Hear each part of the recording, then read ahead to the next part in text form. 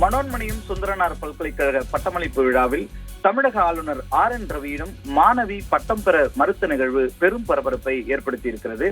திருநெல்வேலி மாவட்டம் அபிஷேகப்பாக்கத்தில் மனோன்மணியம் சுந்தரனார் பல்கலைக்கழகம் செயல்பட்டு வருகிறது. இந்த பல்கலைக்கழகத்தில் திருநெல்வேலி மாவட்டம் மட்டுமின்றி பல்வேறு மாவட்டங்களைச் சேர்ந்த ஏராளமான மாணவ மாணவிகள் பயின்று வருகின்றனர். மனோன்மணியம் சுந்தரனார் பல்கலைக்கழகத்தின் 32வது பட்டமளிப்பு விழா இன்று நடைபெற்றது.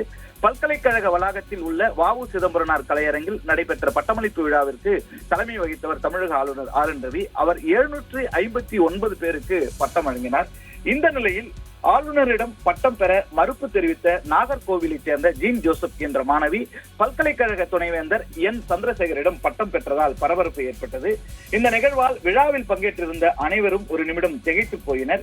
இது தொடர்பாக பட்டம் பெற்ற பிறகு அங்கிருந்த செய்தியாளர்களுடன் பேசிய மாணவி ஜீன் ஜோசப், தமிழ்நாட்டிற்கும் தமிழக மக்களுக்கும் எதிராக தமிழக ஆளுநர் செயல்பட்டு வருவதால் நான் அவரிடம் இருந்து பட்டம் பெறுவதை விரும்பாமல் துணைவேந்தரிடம் இருந்து பட்டம் பெற்றேன் என்று தெரிவித்திருக்கிறார். எனக்கும் ஆளுநருக்கும் எந்தவித தனிப்பட்ட பிரச்சனையும் கிடையாது என்றும் திராவிட மாடல் அரசை நான் விரும்புகிறேன் என்றும் தமிழக மக்களுக்கு எதிராக செயல்படுவதால் நான் இவ்வாறு செய்தேன் என்றும் மாணவி ஜீன் ஜோசப் தெரிவித்திருக்கிறார். பல்கலைக்கழக பட்டமளிப்பு விழாவில் தமிழக ஆளுநர் RN ரவியிடம் மாணவி பட்டம் பெற மறுத்த சம்பவம் பல்கலைக்கழகத்தில் மட்டுமல்லாமல் தமிழகம் முழுவதும் மிகப்பெரிய பரபரப்பை ஏற்படுத்தி இருக்கிறது. ஆளுநரிடம் பட்டம் பெறாமல் புறக்கணித்தவர் திமுக பிரமுகரினுடைய மனைவி என்பது தெரிய வந்திருக்கிறது.